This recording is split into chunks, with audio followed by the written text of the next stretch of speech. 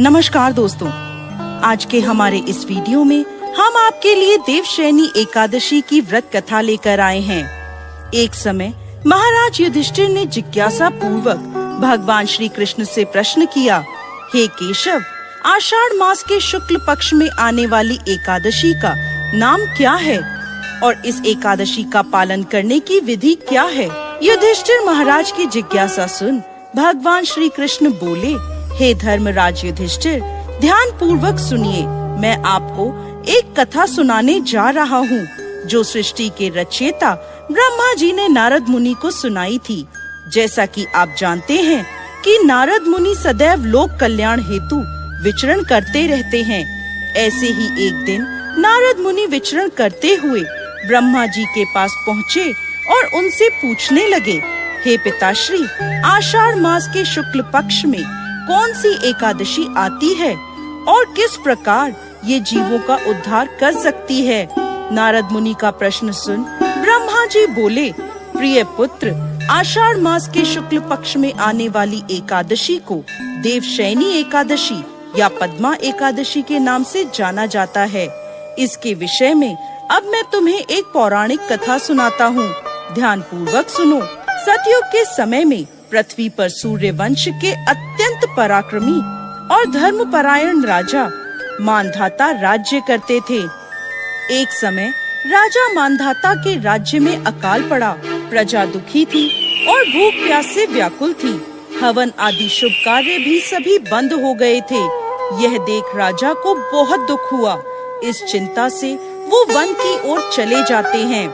One में भटकते भटकते राजा ऋषि अंगीरा के आश्रम में पहुँचते हैं। आश्रम में पहुंचकर वो ऋषि से बोलते हैं, हे सप्तऋषि, मैं आपकी शरण में आया हूँ।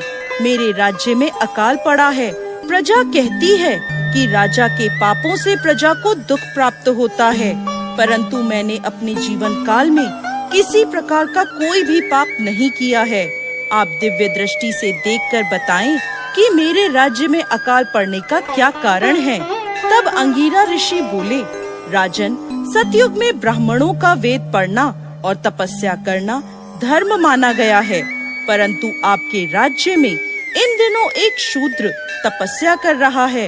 यदि आप उसे मार देते हैं तो आपके राज्य पर आया दोष और संकट दूर हो जाएगा और आपकी प्रजा सुखी हो जाएगी।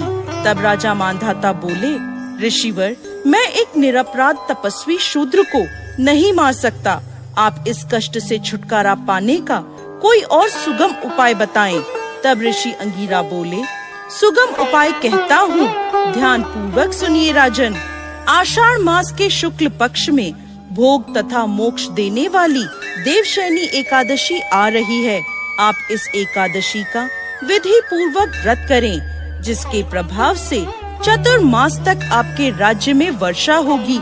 इस एकादशी का व्रत सिद्धियों को देने वाला तथा उपद्रवों को शांत करने वाला है। ऋषि अंगीरा की बात सुनकर राजा मानधाता उन्हें प्रणाम कर अपने राज्य की ओर लौट गए और अपनी प्रजा के साथ आषाढ़ मास के शुक्ल पक्ष में देवशयनी एकादशी का व्रत किया, जिसके फलस्वरूप उनके राज्य में चातुर्मास तक घनघोर वर्षा होती रही। साथ ही साथ राजा के और प्रजा के सभी कष्ट दूर हो गए। कथा का समापन करते हुए ब्रह्मा जी ने नारद मुनि से कहा, हे नारद, यह व्रत समस्त जीव आत्माओं को मुक्ति प्रदान करने वाला है। आगे भगवान श्री कृष्ण कहते हैं, हे राजन, यह एकादशी इतनी प्रभावशाली है कि जो भी व्यक्ति इसकी कथा का श्रवण या पठन करता है वह पाप मुक्त हो जाता है। भविष्य उत्तर पुराण के अनुसार इस एकादशी के दिन से भगवान श्री हरि विष्णु अन्य देवताओं के साथ 4 महीनों के लिए योग निद्रा में चले जाते हैं। इसी दिन से चातुर्मास का प्रारंभ होता है। इसलिए इन दिनों में कोई भी मांगलिक कार्य, यज्ञ आदि नहीं किए जाते। जय श्री हरि विष्णु।